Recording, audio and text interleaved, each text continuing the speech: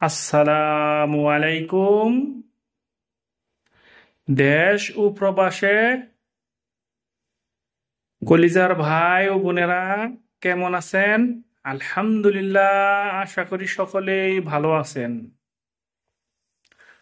সম্প্রতি আমার এক প্রবাসী ভাই, সম্ভবত উনি ছুটিতে দেশে গেছেন, তিনি আমার একটি ভিডিওতে কমেন্টস করেছেন, ভাই প্রবাসী যারা আছে তাদের জন্য তো এমআরপি পাসপোর্টের সুখবর, কিন্তু আমরা প্রবাসী যারা ছুটিতে দেশে এসে পাসপোর্ট রিনিউ করতে পারতেছি না, বিপদে আছি, আমাদের কি খবর?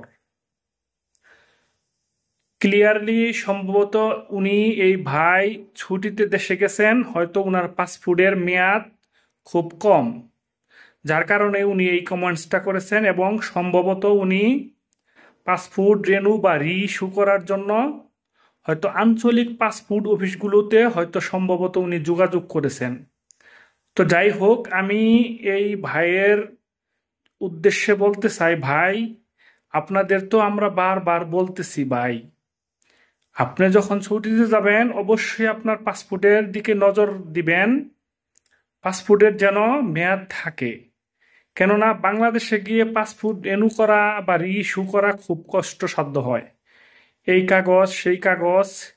এরপর তারা সবসময় এই জিনিসটা ভাবে আপনার পাসপোর্টটা যে তারা রিইস্যু বা রিনিউ করে দিবে, যদি কোনো ভুল ত্রুটি হয়ে যায়, সম্ভবত আপনি যেখানে মালুমাত করা আছে আপনার আগের যে এমআরপি পাসপোর্টটা, হয়তো আপনি আসার পর যদি ওই পাসপোর্টটা মালুমাত করতে কষ্ট হয়, যার কারণে হয়তো তারা আপনাকে বাংলাদেশ থেকে পাসপোর্ট রিনিউ বা রিইস্যু করে দিতে চায় না। সম্ভবত আপনি ভুল করেছেন, আপনি এখান থেকে পাসপোর্টটা রিনিউ বা রিইস্যু করিয়ে দেশে যাওয়া উচিত ছিল। তবুও যেহেতু হয়তো সম্ভবত ভুলটা ব্যতিক্রমী কোনো কারণে হয়ে গেছে, আমি অন্তর্বর্তীকালীন সরকার এবং আঞ্চলিক পাসপোর্ট অফিসের কাছে বিনীতভাবে প্রবাসীদের পক্ষ থেকে অনুরোধ জানাই এই ভাইয়ের সমস্যাগুলো সমাধান করে দেওয়ার জন্য।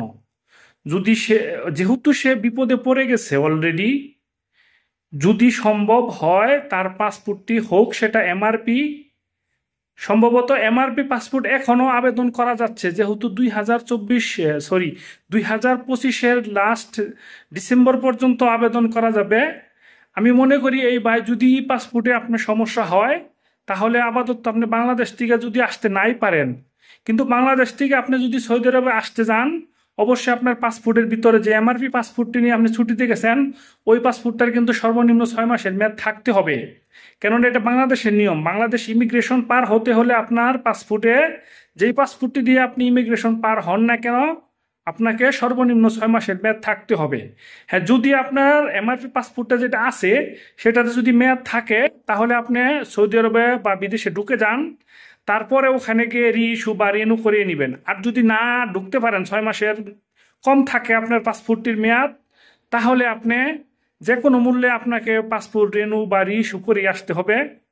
তো আমি আপনার কাছে এইটুকু বললাম যে আপনি চেষ্টা করে, হয়তো আল্লাহ চাহে তো ইনশাল্লাহ আপনার মঙ্গল কামনা এবং সুস্থ ও সুন্দর জীবন কামনা করছি।